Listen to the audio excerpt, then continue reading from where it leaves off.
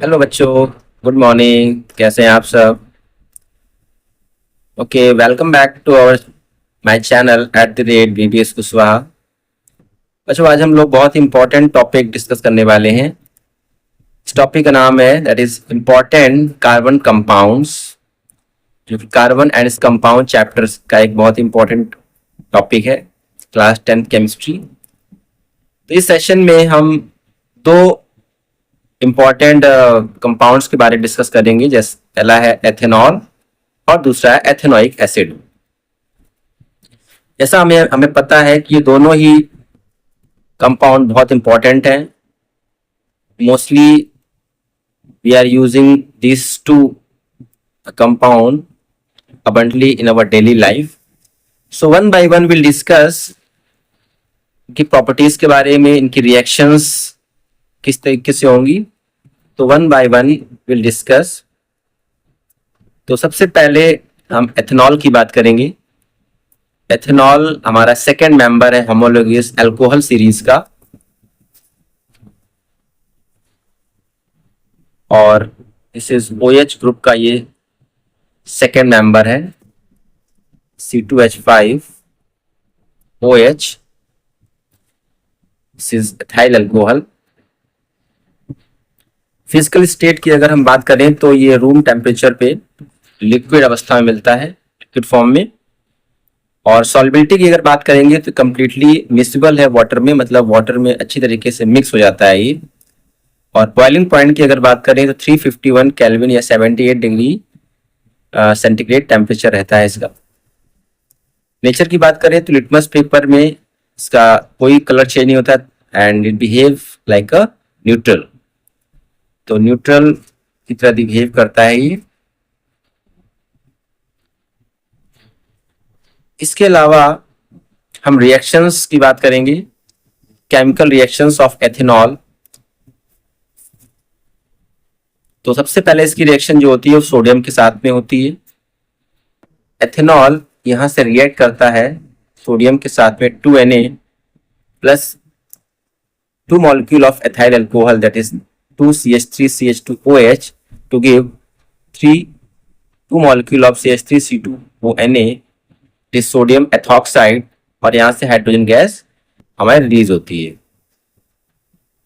दूसरा जो सेकंड जो प्रोसेस है वो हमारा डिहाइड्रेशन का है।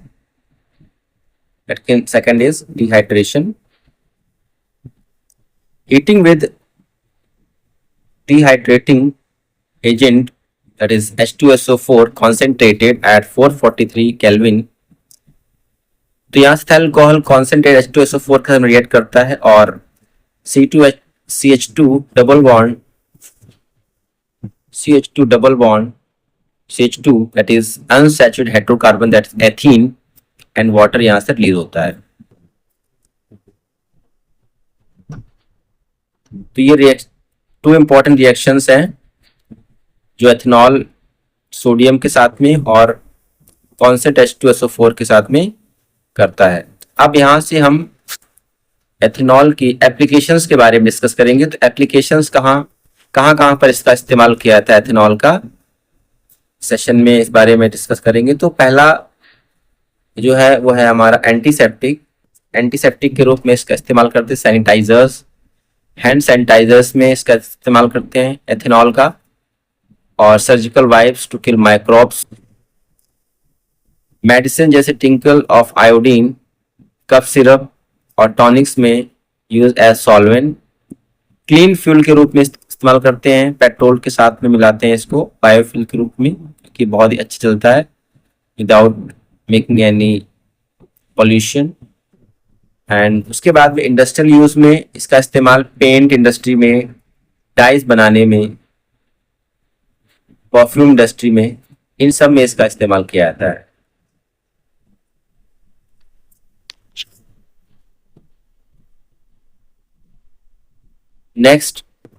नेक्स्ट हम डिस्कस करेंगे एथेनोइक एसिड के बारे में, which is very important compound for our daily life. So यहां से हम देखते हैं एथेनोइक एसिड, ये कार्बोक्सिलिक एसिड ग्रुप का सेकेंड मेंबर है, दैट इज C2H5COO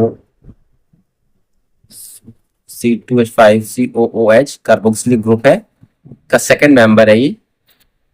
तो इसके अगर हम प्रॉपर्टीज की बात करें तो प्योर एथेनोइक एसिड का जो मेल्टिंग पॉइंट होता है वो 290 केल्विन होता है, यहाँ देख सकते हैं। और ये फ्रीज जाता है विंटर में, कोल्ड क्लाइमेट में, during winter in cold climates forming ice like crystals. सिरके के रूप में इस्तेमाल करते हैं हम इसका। 5 to 8% सोल्यूशन होता है एथेनोइक एसिड वाटर में, इसको विनेगर कहा जाता है। जनरली हम लोग सिरका बोलते हैं हिंदी में, जिसका इस्तेमाल हम लोग अचार वगैरह, आम के अचार में या और किसी रूप में इस्तेमाल करते हैं अपने पिकल्स को प्रिजर्व करने के लिए। तो it's use as preservative also. Next इसकी जो खुशबू है दैट इज पंजेंट ओडर है इसका। खुशबू एक पंजेंट बदबू आती है, जिसके सिरके की बदबू होती है उस तरीके से आती है। It is a colourless liquid होता है और with characteristic pungent vinegar like smell and taste जो होता है बहुत ही एसिडिक होता है, एसिड की तरीके से इसका टेस्ट रहता है।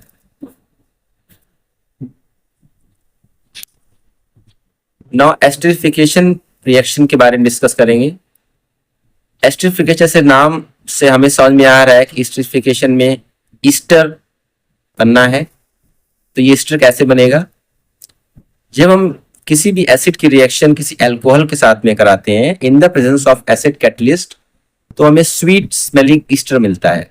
जैसे यहाँ पे CH3COOH, ये हमारे एथेनोइक एसिड और एथाइल अल्कोहल C2H5 अल्कोहल की रिएक्शन कराएंगे तो हमको यहाँ से ईस्टर CH3COO C2H5 और वाटर मिलेगा। तो this reaction is called esterification. और दूसरी जो रिएक्शन है वो है हमारी सैपोनिफिकेशन की। तो सैपोनिफिकेशन क्या है? ये जैसे कि नाम समझ में आ रहा है कि सोप बनने की जो प्रोसेस सैपोनिफिकेशन। तो इसमें क्या करेगा, ये ईस्टर जो बना है अभी ऊपर, this again react with sodium hydroxide जो कि एल्कली है, स्ट्रॉन्ग बेस है। ये वापस से साथ में रिएक्ट करके अल्कोहल में इसको कन्वर्ट कर देगा और सोडियम सॉल्ट बनाएगा कार्बोक्सिलिक एसिड का, सोडियम एसिटेट नाम का सोडियम सॉल्ट बनाएगा। तो ये सोप बनने की प्रोसेस है, इसीलिए इसका नाम सैपोनिफिकेशन दिया गया है। इसके बाद में हम केमिकल टेस्ट की बात कर लेते हैं। केमिकल टेस्ट किसके अलग, एथेनॉल और एथेनोइक एसिड के लिए। सबसे पहला जो टेस्ट है वो लिटमस पेपर टेस्ट है। सबसे पहले लिटमस में, एथेनॉल में अगर लिटमस पेपर टेस्ट करेंगे तो इसमें कोई कलर चेंज नहीं होगा, तो न्यूट्रल रहता है। एथेनोइक एसिड में रेड कलर हो जाता है बिकॉज एसिड है। सोडियम कार्बोनेट टेस्ट की अगर हम बात करते हैं तो एथेनॉल के साथ में ये कोई भी रिएक्शन नहीं देता, बट एथेनोइक एसिड के साथ में ये CO2 गैस का ब्रिस्क अफरविसेंस क्रिएट करता है। सोडियम बाइकार्बोनेट के साथ में एक रिएक्शन, एथेनॉल सोडियम बाइकार्बोनेट के साथ में कोई रिएक्शन नहीं करता, बट एथेनोइक एसिड क्रिएट करके CO2 गैस इवॉल्व करता है। अगर ओडर की बात करें, गंध की बात करें, तो एथेनॉल की प्लेजेंट अल्कोहलिक स्मेल होती है, लेकिन एथेनोइक एसिड की बात करेंगे तो पंजेंट विनेगर स्मेल, सिरके की गंध होती है, उस तरीके से गंध हमें मिलती है यहाँ से।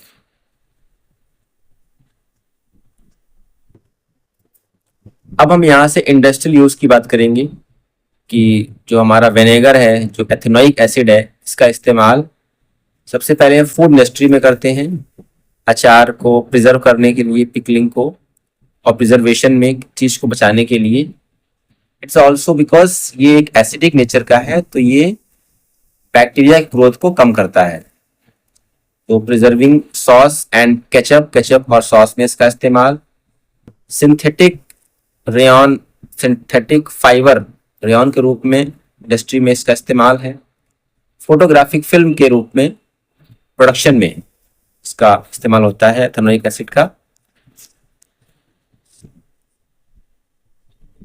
सो हमने यहाँ से इन सारे दोनों इंपॉर्टेंट कंपाउंड्स के बारे में डिस्कस किया है, क्योंकि बहुत इंपॉर्टेंट है हमारे डेली लाइफ के लिए और also for us and also for the industrial point of view से. So this, I hope you understand this topic very clearly. Now we'll discuss next topic in next video. So till then, goodbye. Have a nice day. Thank you so much.